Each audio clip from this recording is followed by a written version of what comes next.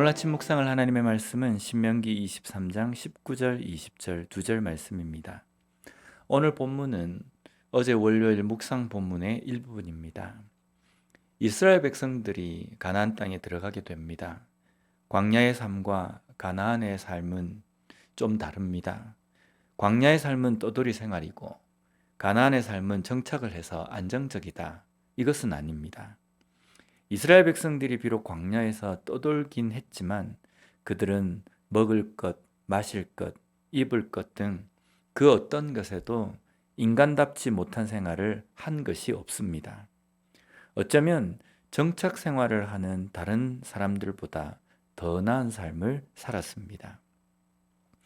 만약에 이스라엘 백성들이 불안정한 삶을 살았다라고 말한다는 것은 한 가지일 겁니다. 땅을 소유하지 못했고 집을 소유하지 못했으며 그 집에 채울 세간살이나 입을 여러 벌의 아름다운 옷을 가지지 못했기 때문이다 라고 말하는 것이 아니겠습니까? 과연 이런 것이 없는 것이 불안정한 삶이겠습니까?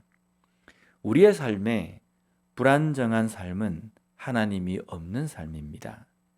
이것은 불안정함을 넘어서서 삶 자체가 아닌 삶이 될 것입니다. 지금 불안정한 삶을 살고 있습니까? 아니면 안정적인 삶을 살고 있습니까? 불안정한 삶이라고 한다면 왜 불안정한 삶입니까? 그리고 안정적인 삶이라고 한다면 왜 안정적이라고 생각하십니까? 하나님과 동행하고 하나님의 말씀과 살아감으로 안정적인 삶을 사는 우리가 되었으면 좋겠습니다. 이스라엘 백성들이 가나안에 정착 생활을 하게 됩니다. 그러면 자연적으로 내 것이 생기게 됩니다. 내 땅, 내 집, 내 곡식 등. 첫 시작은 모든 사람들이 같을 겁니다. 공평하게 나누어졌기 때문입니다.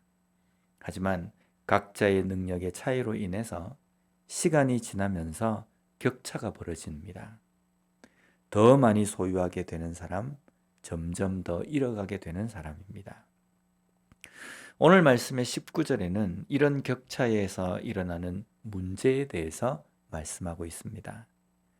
내가 형제에게 구워주거든 이자를 받지 말지니 곧 돈의 이자, 식물의 이자, 이자를 낼 만한 모든 것의 이자를 받지 말 것이라. 여기에 구워주다라는 표현이 나옵니다.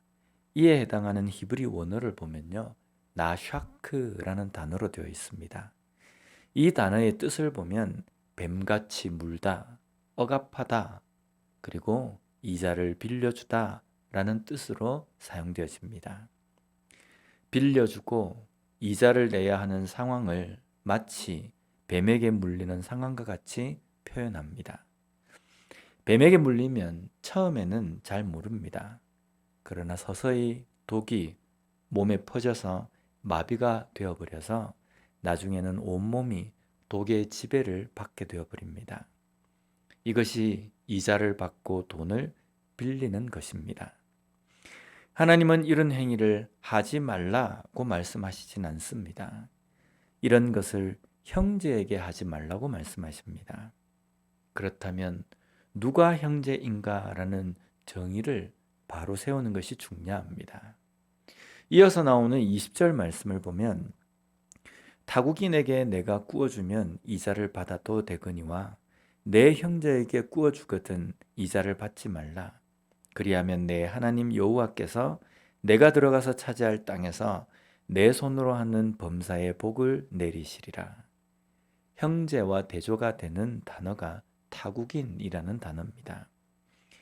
이에 해당하는 단어를 보면요, 노크리라는 단어입니다. 뜻은 낯선, 생소한이라는 뜻입니다. 그렇다면 형제는 잘 아는 이라는 뜻입니다. 이스라엘 백성들에게 다른 지파 사람은 잘 아는 사람, 형제가 되는 겁니다. 그러나 타국인, 이방인은 낯선, 생소한 사람입니다. 핏줄이 다르기 때문에 낯설고 생소한 사람이 아닙니다. 얼굴을 모르기 때문도 아닙니다. 타국인, 이방인은 하나님을 알지 못하는 사람입니다. 그들이 가진 문화, 그들이 가진 가치관은 하나님의 백성에게 생소한 것, 낯선 것이 되는 겁니다. 하나님은 가나안의 땅을 이스라엘 백성들에게 주셨습니다. 그러나 그 땅은 백성들이 쟁취한 것 이전에 하나님께서 주신 것이기 때문에 그 땅은 내 것이 아니라 하나님의 것이 되는 겁니다. 그리고 그것을 배로 불렸다고 해서 내 것이 되는 것이 아니라 여전히 하나님의 것이 되는 겁니다. 그러기에 그것을 가지고 형제에게 뱀을 물리는 것 같은 이자를 받고 꾸어주는 것이 아니라 함께 나누는 것의 개념이 되어야 한다는 겁니다. 오늘 우리가 소유하는 것, 누리는 것을 우리는 내 것, 우리의 것이라고 표현을 합니다.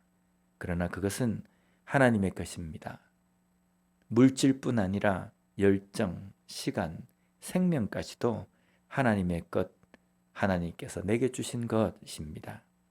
그렇기 때문에 자랑할 것도 교만할 것도 아닙니다.